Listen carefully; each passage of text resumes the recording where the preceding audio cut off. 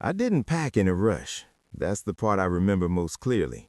Not the yelling, not the words themselves, but the way my hands moved slowly, almost politely, as if I were a guest overstaying my welcome rather than a daughter leaving her own home. My sister's voice had cracked on ruined. My mother didn't raise hers at all. She said it the way people say a conclusion they've reached long ago, one they think the other person has finally earned the right to hear. I nodded once. I don't know why. Habit, maybe? Or the instinct to signal that I had understood my role. I left my key on the counter. I wiped a ring of water from the sink. I put my shoes on carefully so they wouldn't thud. No one followed me to the door. That felt intentional. Outside, the air was cool and ordinary. Cars passed. Someone laughed down the block. Nothing in the world reacted to what had just happened, and that steadiness felt almost instructional, like a reminder that drama was optional. I didn't go far. A friend had offered her couch weeks earlier, back when things were tense but workable. I hadn't taken her up on it then. I told myself it wasn't that bad. I told myself families go through phases. I told myself a lot of things that night too, but they didn't sound convincing anymore. The first few days were smaller than I expected. Not sad exactly, reduced, fewer words spoken, fewer explanations required. I slept idly well, then woke up disoriented like I'd forgotten an obligation and was waiting for the penalty to arrive. It didn't, not immediately. I kept my phone on. I didn't block anyone. I wasn't trying to make a point. I just didn't reach out either. That felt important, though. I couldn't have explained why without sounding defensive, so I didn't try. I went to work. I ate simple food. I noticed how much of my energy had been spent bracing, anticipating comments, pre-editing sentences, rehearsing apologies that were never specific enough to be accepted. Anyway, once in the shower, I caught myself smiling at nothing in particular. It startled me. I turned the water colder, like I had done something wrong. The missed calls came on a Thursday morning, 14 of them. My sister first, then my mother, then my sister again. No texts, just ringing, insistent, out of rhythm with how they usually reached me, which was sparingly, strategically. I didn't listen to the voicemails right away. I made coffee. I sat on the edge of the couch and waited for my body to tell me what to do. What it told me quietly was, you're not in trouble. Something else is.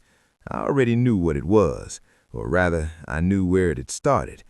3 months earlier, my mother had asked me, told me really, to help manage some paperwork related to my father's estate. He died years ago, but the loose ends never seemed to resolve themselves without friction. I was good at this stuff, she said, responsible. That word had followed me my whole life like a leash. I agreed, but with conditions. I documented everything. I communicated through email. I asked questions I learned not to ask out loud. When the answers didn't come, I escalated them, not emotionally, just procedurally. Eventually, the attorney suggested a formal change, remove me as the intermediary and appoint an external administrator. Cleaner, he said, for everyone. I forwarded the recommendation.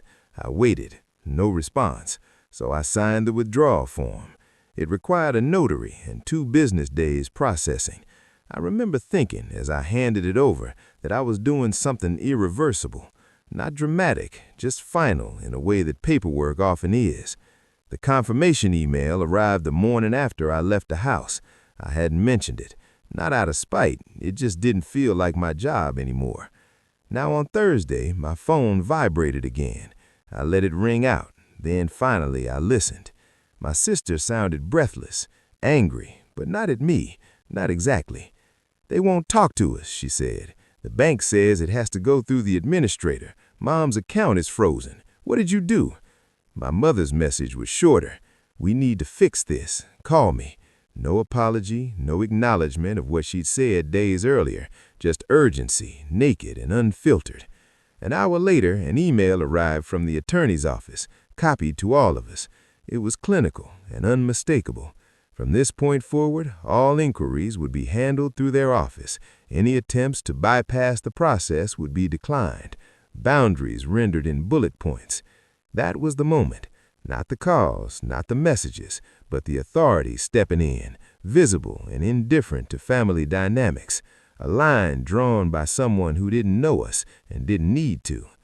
I felt something loosen in my chest, not relief exactly, more like the absence of a constant pressure I'd mistaken for normal. I typed a reply to my sister, deleted it, typed another, deleted that too. What I sent eventually was brief. I'm no longer involved. You'll need to speak with the administrator. Nothing else. The calls stopped after that. Not immediately, but decisively, like someone turning off a faucet they'd finally realized was empty. That evening, I walked farther than usual. The city looked the same, but I noticed details I hadn't before. A shop closing early, a couple arguing in low voices, a man carefully tying a plant to a stake so it would grow straight. I didn't feel victorious. I felt tired and sad in a clean way, without the usual undertow of guilt. I knew what this would mean. There would be a new story told about me.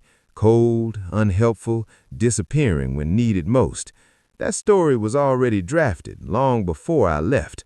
What surprised me was how little I wanted to correct it. Back on the couch, I silenced my phone. Not forever, just for the night. I lay there in the quiet, thinking about the version of myself who would have rushed back, hands raised, trying to fix things that broke me in the process. I didn't hate her. I understood her. She had done what she thought was required, but she wasn't the one making decisions anymore. I fell asleep without setting an alarm. The world once again didn't object.